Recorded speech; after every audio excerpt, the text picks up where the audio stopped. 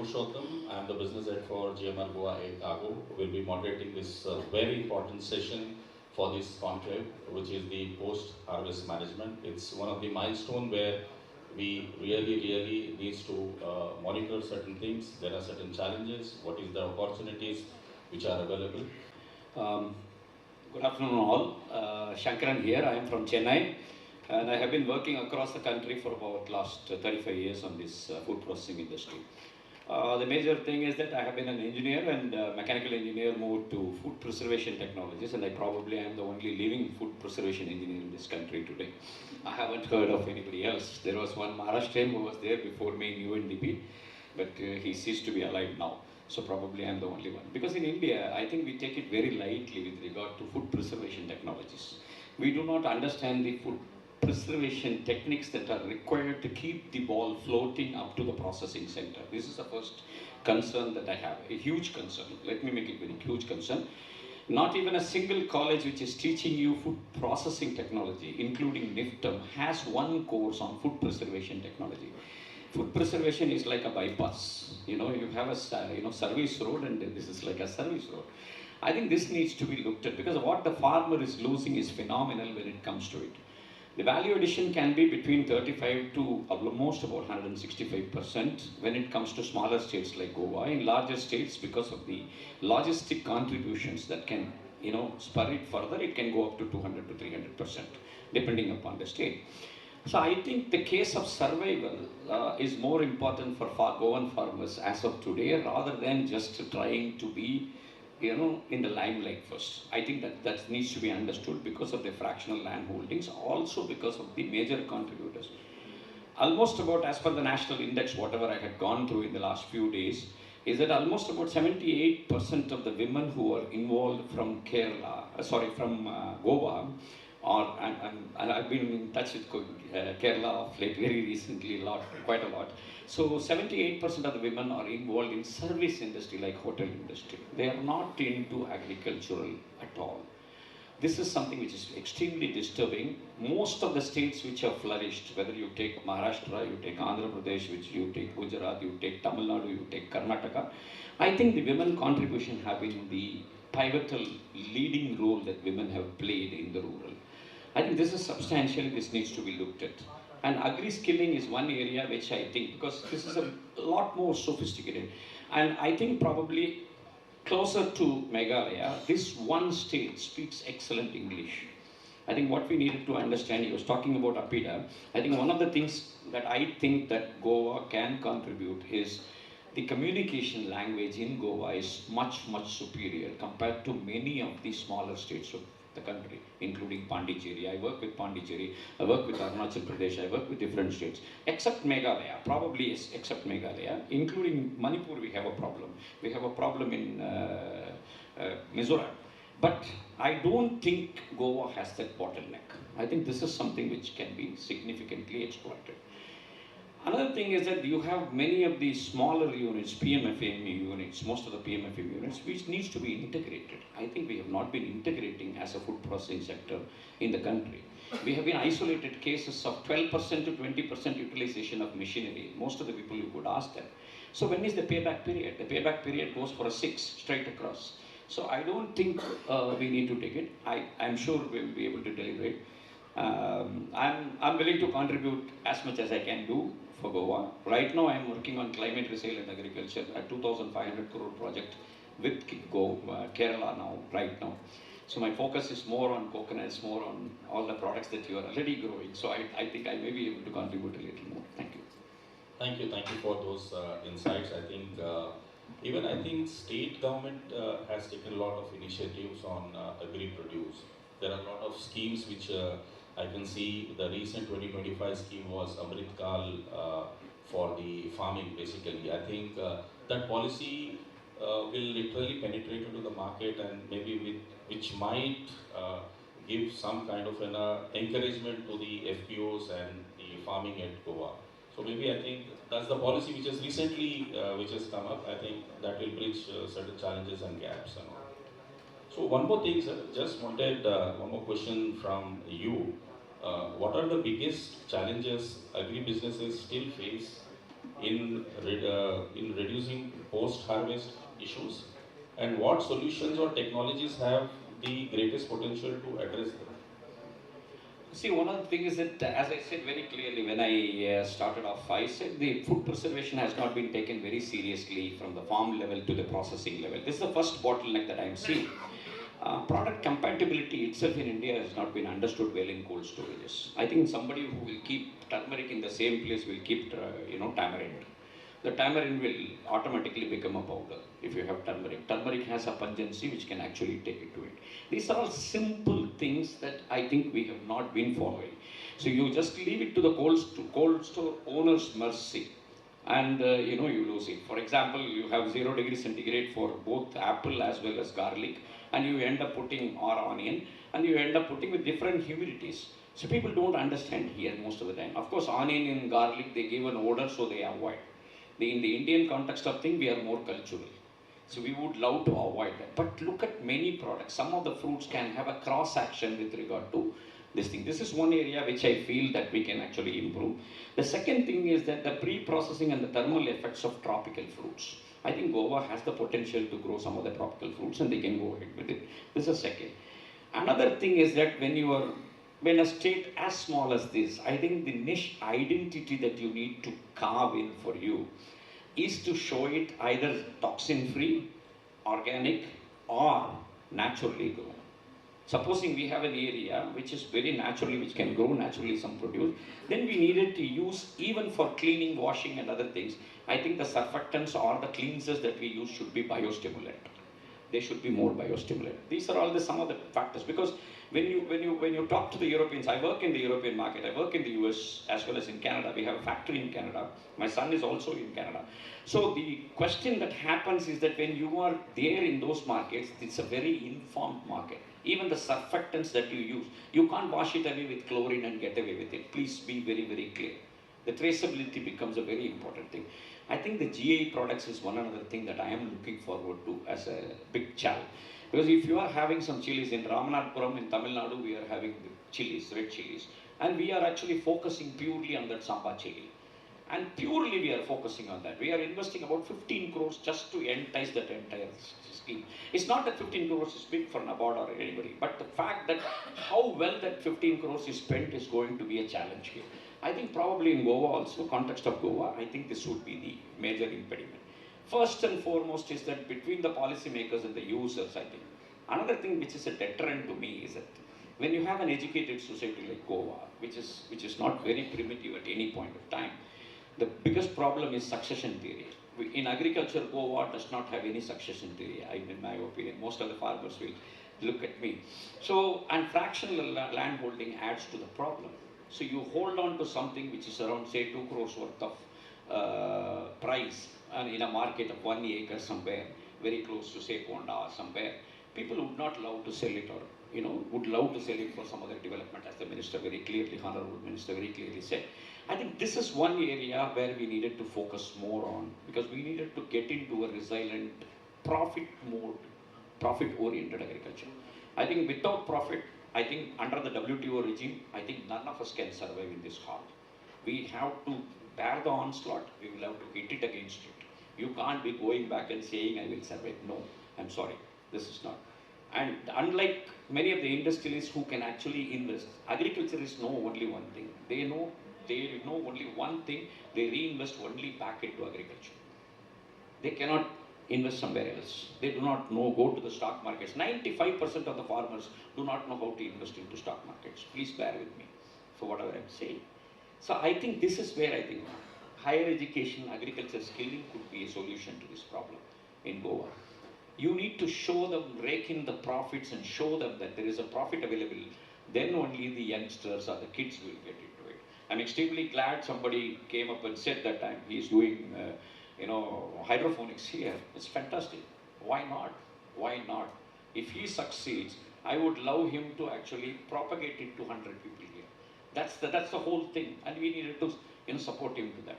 I think that's great. Thank you. Thank you. So one more question. Basically, you talked about on specific touch points, maybe on preservatives and others. So how do you see that if we would like to bring in those technologies for the Goa market or its catchment market, do you think that it is very easy to bring in, or it requires some capex where the small farmers? Sir, addressing this problem, I don't think capex is a major problem here. The problem is about the intuition that we have as a farmer or as an exporter. How do you upgrade a farmer to that, or an FPO to that of an exporter itself is an art. We needed to psych him through the process of becoming an exporter. He doesn't want to become. तो मेरा तो माल बिकता है, बिकने दो, मैं बेचते रहूँगा उसको, के भी एक्सपोर्ट्स को मैं देते रहूँगा, प्रकाश भाई खरीदते रहेंगे कि प्रकाश भाई आगे एक्सपोर्ट करते रहेंगे. This is what has been our. I will sum it up very clearly. You know it very well. I'm not against anybody. So okay, I have also worked with Prakash Bhai. So it doesn't matter. But the fact that remains is that he needs to know the intrinsic profitability that arises out of such dealing, and then only bring him. So you need to psych him through the process and then bring him into as a businessman. I don't think any agriculturist has ever been a businessman in my life. I have never seen a single agriculturist becoming a businessman. I have seen businessmen becoming agriculturists. Yes. Honestly speaking, yes. And Absolutely. Our family has been serving agriculture for more than 100 years. We understand. I have 700,000 farmers across all India. I can work across seamlessly with people. You know, you have biodynamic farming, you have Demeter certified people, organic farming, you have only chemical farming, we have farming which is natural. I also work across in Assam. So that makes it a lot more interesting, but being a smaller market, I think we needed to grab the attention of these so-called, people. I think we can tackle that easily, definitely. I'm sure it will not be a deterrent, sir. Let me tell you, it will not be a deterrent. Bringing in a biochar or something like that will not be a deterrent at all in this market. Biochar will prove, drastically different to the produce itself. The sheen of the product will change. When it comes to chilies, biochar, we started off from a perspective of working with charitable organizations in Tamil Nadu to get biochar going. Can you believe this? People could not, because हमारी scheme में नहीं है, MADH की scheme में नहीं है, हमारे इसमें नहीं है, उसमें नहीं है, तो वो तो करना ही पड़ेगा. आखिर you will have to maintain it. Yeah. Goa is rich with agri-produce, and the neighboring states also have a good agri-produce. What we see post-harvest, there are challenges on infrastructure, connectivity, and then they should also have a kind of a platform where they can easily do the transportation and get the information. But what I have seen over a period of time since we have commenced past 3 years of the airport air cargo, the transportation and the consolidation of this agri-produce, the small farmers doesn't have the required infrastructure. Yes, state of Goa has a good cold storages, but they are very specific to certain commodity like marine and all. But the infrastructure, what is required for an agri-produce, where they should be centrally located on site. Why? Because Goa, if you see, it is very strategically located to serve the neighboring countries, states and all, plus the own Goa produce. So my next question to Mr. John Rodrigues, COO, the warehouse company. So, Mr. John, if you can throw some light on what is the infrastructure currently available, and what do you see that what is the required infrastructure, whatever available is adequate, or what is that infrastructure you still more require? Maybe like the cold chain facilities and the importing country norms with the FTS what we have, and plus the local distribution with the quality checks, the pack houses or the poly houses basically should be there, where should be strategically located so that it is well integrated with the warehouse within a pack house. Really it matters. So maybe you can throw some light on that. So it starts with the produce on the farm, it moves to maybe some preparation area, then it goes on to a semi-storage area or a hub, from where it moves to deep storage, and post that there will be some packaging that happens and it gets sold in the market. So Goa basically is a tropical climate area, and the products or produce that grows here is typically something like mangoes. You'll have some typical crops, and there are other special foods also that are there, like katkanda is one crop, wild hairy ants that are grown in Goa. These are not grown across India as such.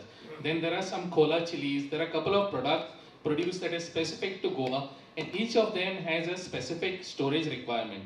And just to throw some light, these are products that literally are living. Like you have bananas, you keep them in storage and they are ripening over a period of time. If you don't have the right climatic conditions, they'll go bad in storage. So you need to literally know and understand the biology or the chemistry, whatever goes on in the product in storage. I'll share with you all, we work with farmers from Bali region. This is South Goa, maybe 20 kilometers south of Margao, and this was through the agriculture department. They were growing the wild hairy yams, and they are sold only for 3 weeks. So literally the produce is there and they're just sold over 3 weeks. If they cannot sell it, it is bad. They have to throw it out. So they came with the problem saying that we want to extend the shelf life. And through working with the ICR, the Department of Agriculture, we extended the shelf life to about 5 months. So from November till about April is what we worked on it. And this happened somewhere in 2019. For this, we needed on-farm storage, which was not available. So the farmers got together, they put up some smaller storage for that. Then it moved to our cold store, where we had about 10 tons of storage, which was given to them. And slowly there was inspection, there were crates. So in terms of infra, I would say there is only general storage that is available, nothing specific to a product or produce. Like the government store will have something where multi-commodity storage is there for a few days or a few weeks, that's about it. But if you want to really extend the shelf life of the product, you need to get into specific storage, maybe for onions, potatoes, or any other products, say mangoes. And besides this, you also need to have packaging facilities so that once the product is ready, you need to sell it. So like as Purushottam sir was saying, if we have ripening chambers, when you start the ripening process, so a product is going to say overseas, say UAE or Europe, you might have to start the ripening just 1 week or 1.5 weeks before the product reaches over there. So you'll have a raw product here which is kind of stopped, the ripening process is stopped. You start the ripening process only when you need it. So 1 week before that you might start the process. So these facilities are not available in Goa, be it cold storage, be it ripening chambers, be it pack houses. These are right now not available in Goa. And one more challenge is if a company like us wants to get into this space, the challenge is we do not get subsidies because we have other cargo that is stored in our facilities. The facility has to be 100% Agri to get the benefits of power or any other subsidies that are there. What can be exported, what is that within Goa, which is a hidden gem, which we can do some value addition, which the Primus has already shown. So over to you, sir. Thank you, Purushottam ji. Okay. I think God must have been in a very benevolent mood when he was deciding on resource allocation between various regions of India. So, sorry.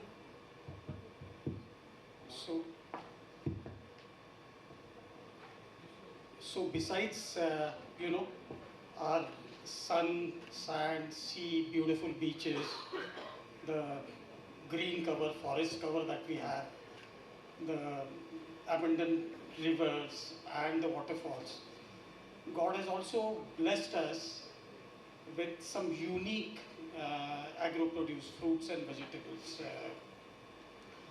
These fruits and vegetables are unique in terms of their taste profile, number one. Number two, their nutrition content and the difference with other fruits, and the health benefits that they offer. The fruits, I'll talk more of what we use in the factory. In terms of fruits, we of course have mangoes. Someone was saying Mankurat mango. Mankurat, of course, are well known. But along with Mankurat, we also have a lot of other beautiful varieties which are available in Goa. You have Farnadini, which is my favorite. You also have Kulas and a lot of other varieties. So mango is one. One of the most important one, I would say, is cashew apple. Now, cashew apple, we, in the area where cashews are grown, we know what cashew apple is. But say if you go to Punjab or Himachal and tell them, ki, hey, cashew apple is a fruit. The natural reaction would be ये कुछ Himachal agro research department में हाँ सोलन से कुछ काजू के flavour का सेब तो नहीं बनाया है, you know. So that fruit is not well known. कि cashew also has a fruit is something that knowledge is restricted to this area. But in terms of nutritional value, just to share that with you, citrus fruit is regarded as the highest vitamin C content in the world. But this cashew apple that we have has vitamin C content which is 5 times weight for weight compared to any other citrus fruit. Then besides this we have kokum. Then we have jackfruit in abundance. If you go to the forests of Goa, you have jamun in abundance. Now, collecting and aggregating that is a different issue altogether. But we have abundance of jamun as well. You have karunda, which is there. Then John sir was talking about kola chilies.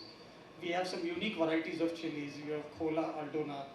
There is something called tarvoti chili, which is used in papads here and some shape, which is I think a bastardized version of those peri peri chilies that you have, a gift that Portuguese gave to Goa. You have tirfal, which is used in Goa curries. Again, that is not something that is popular beyond Goa. If you ask someone outside Goa, okay, what is this tirfal, they wouldn't know about it. But that is again what globally is known as Szechuan peppers, and that is what injects that beautiful flavor to our fish curries and prawn curries. So this is God's major gift to us Goans, the Goan region. All of these fruits have their own unique nutritional profile, own health benefits. I haven't talked about bimli and star fruit. These, along with jamun, these fruits are very good for your sugar control.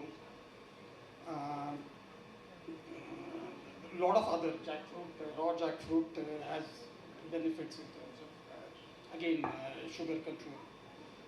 So, and another major thing is the taste profile. Since we have a bucket of products based on this, the taste profile is quite unique.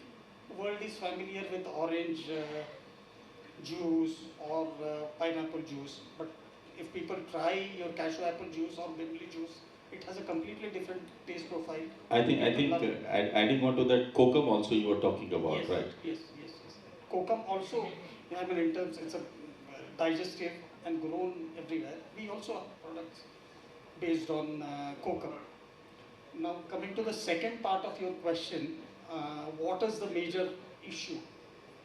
This has been again and again stated here, reiterated here. It's related to the post-harvest losses that you have. Some numbers were banded out, but the numbers that I have is, say if you take jackfruit or kokum, almost 70% of the produce that is produced by the farmers is lost post-harvest. If you take cashew apple and some other fruits, except for Goa has been blessed with the policy of using cashew apple to produce feni. But if you go to Sindhudurg or Maharashtra or Karnataka or Kerala, they don't have any utilization for that cashew apple. So 90% of that produce just simply goes waste. Now, when we say such high percentage of wastage, if you in terms of national income terms, macroeconomic terms, it's a loss of income to the farmers, number one. Number two, it is also a loss to the consumers in terms of potential nutrition that they would have gained having this fruits in their portfolio.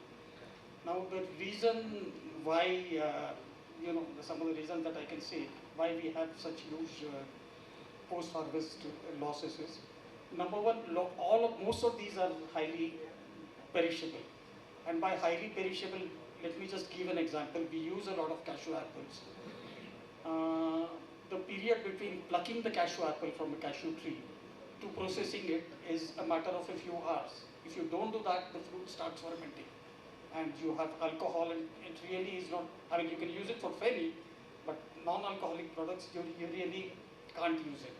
Same is true to a lesser or higher degree to the other fruits that I talked of. Another major reason is the cultivation that is happening is with marginal land holdings, wasteland cultivations, forest produce. So for this produce to be exploited commercially, the economics of scale in aggregating all of this produce is a major issue. Commercially, if you have to set up a business based on this, if you look at Bimli or jackfruit here in Goa, farmers would be having a few trees in their kitchen garden or on their farms. How do you collect all of that? This is a major challenge. Aggregation is a major challenge. After that, transporting that to your factory. So to get to that economics of scale, you need to design certain specific solutions. Third is again the lack of cold storage and logistics to get it to your factory. And I think the most important hurdle is coming out with commercially viable products out of it which would be acceptable to the customers. So that itself is a big challenge.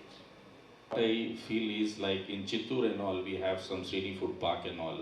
You see the larger produce of mango, which the farmers does it, and whatever is getting exported, and then remaining can be converted into a high value of pulp, and then it is getting again exported. The similar way, like Del Monte, what it does in Bangalore and all. So I think for state of Goa, I think post-harvest, if you have these facilities, the variety of commodity and products can also be more. That is what. I think since we have a basket of only 8 products or 10 products, I would love to look at a cluster development based on FPOs, because I work with NABARD so closely. So work with FPOs, bring them together, ask them to bring the produce together. So it would be one party whom you would be depending upon for the inflow of material. For example, Chittoor, you said, since Srini Food Park, from most of the mega food parks, I have done 23 out of the 69 projects, but none of the projects have taken off. Let me tell you, most of the projects didn't take off because of various considerations, because we were giving 50 crores money directly to industrialists. So, and the land was theirs. So, the question that comes in is that मैं उसमें सहमत नहीं हूँ उससे. So, better to get into a cluster development area where you can have about 8 products, you have focal products. Get the FPOs together, put up a facility which can do multi-product, multi-packaging lines. Do not put one single product, because if you're going to put it only for mango, you're going to use it for 45 days. Let's be very, very clear. We needed to put for all round, oval-shaped products can come through. We have strawberries, cranberries, you have blueberries coming in one line. Like this, you needed to plan. I think this is where we lack. Compared to the entire European model, we lack this. Europe does not have the land, we do not have the processing facility. That is as simple as that. Thank you. I think on similar lines, we are working with government of Goa for the pack house. It should be a multi-product. So we don't want one single channel. We want a multiple channels, or there are some technological innovations which have come. You just remove the crates and it becomes a multi-product. If you are going to do it with the Apida has the past experience. I'm involved with them since '92. So they have the past experience of failures. Please treat failures as a very, very concrete solution to this problem. I think Ram sir is just smiling at me. I know what he's talking about. We have had failures, miserable failures when we set it up. But at the same time, having said this, there are also success stories which have come through. We were talking about the airport, and again, look at the Mysore Sales International facility there in Bangalore, which was set up by Agri. Initially there were no takers for the cargo. Today it is completely filled. 82% of the capacity is filled in Bangalore. I don't think any other airport boasts of such huge quantity of cargo influx, and 42% of Tamil Nadu's produce gets to Bangalore for exports. So I think this is where you needed to look at it. So I think cluster development should be a very major issue. Mr. Suresh, if you can throw some light on the scope of food processing in Goa, and how do you see the opportunities for the agri-produce market of Goa and its catchment area, which is like very closer market of agri-produce of North Karnataka and Maharashtra plus Goa itself, and also the key focus of the agriculture department, the major technical advancements which we need to bring in Goa. So over to you, sir, and I think maybe you can give us a brief on this particular topic. Well, thank you. I think you have clubbed 2 to 3 questions, and then I am here to answer some of that in detail. For example, suppose you want to go for really the agriculture produce and the scope and taking care of the scope for the food processing and then marketing. There should be the availability of the raw material, and from where you will get the raw material is from the production. You know that the Goan weather is suitable for cultivation of horticulture crops, spice crops, and other vegetable crops. And then we have got the main crops, that is a cashew, coconut, and mango. As far as the spice is concerned, we grow nutmeg and then the black pepper as such. And then there are some vegetables, locally cultivated vegetables. Now, where is the demand? So you know that about 35 lakh to 40 lakh people, that the tourists come to Goa, and then about 35 lakhs are the indigenous or local tourists, and then about 35,000 are the foreign tourists. So now if you take even the 10% of the population of the tourists, there is a scope for about 10%, that is about 3 lakh people may be buying your material, that is the end product that is produced by the food processing. Considering the Goa has got clusters, for example, you are asking about the opportunities in food processing, and then where is the facilities available. For example, if you go to the Arbandora cluster area, then they have provided cold storage facilities. Then there are so many industries. There is Kundam Industrial Estate, then there is Madkam Industrial Estate, Thivim Industrial Estate. All these industries have got 1 or 2 food processing units. Only we should know who is processing what. So that means there are opportunities. Okay, there is a scope for development. Raw material is available. How to combine together this raw material, opportunities, and then the facilities, maybe in a smaller scale, available in the state of Goa, across Goa. For example, there are about 10 to 12 industries, and all of them have got the units for food processing. Okay. Now, potential for food processing opportunities is, for example, mainly if you focus on the mango crop or the cashew crop or the now pineapple. So I know that during my childhood, we would export pineapple, but nowadays that industry has gone down. Now we are just focusing on the cashew and followed by the mango. Now, for example, if you want to focus on the mango, what are the products that can be produced? Now, some of the industries, they focus on only few products because they know that it is only for the jam or it is for the canning. But beyond that, you can prepare the syrup out of that. Then from where this technology will come or from where this information is going to come. Maybe the institutes like our college or the agriculture department or the industries who are already in picture or in their business, they should come forward and then they should educate the people from the Goa, youngsters and the young entrepreneurs to produce different type of products out of the available resources, that is the raw material in the state of Goa.